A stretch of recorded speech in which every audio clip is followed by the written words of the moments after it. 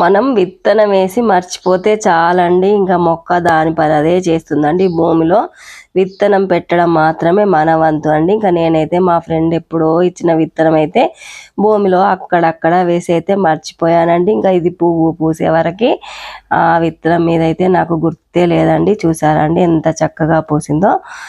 మొన్న సత్యనారాయణ వ్రతం అయింది చూడండి, ఆ ఫ్రెండ్ అయితే నాకు ఆ విత్తులు అయితే ఇచ్చిందండి. ఇంకా ఈ విత్తులు పెట్టు అందరక్క పువ్వులు మంచిగా వస్తాయని ఇంకా తెచ్చి పెట్టాను. ఇంకా పువ్వు పూసేంత వరకు వాటి సంగతే మర్చిపోయానండి.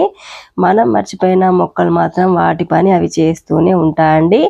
ఇంకా డే 3 లాగులో ఇంకా తమలపాకులు, అల్లం, వెల్లుల్లి అయితే రోజు తింటున్నాను అని రోజుకొక ఈజీ వేలో అయితే చూపిస్తున్నాను కదండి. ఇంకా ఈ రోజైతే లేహ్యం లాగా చేసుకొని అయితే తిన్నామండి. ఇంకా తమలపాకులు, అల్లం, వెల్లుల్లి అన్నీ మెత్తగా నూరుకొని ఇలా తేనె వేసుకొని లేహ్యం లాగా చేసుకున్నామండి. ఇది ఇంకా ఈజీగా చాలా బాగుందండి ఇలా తింటే మాత్రం.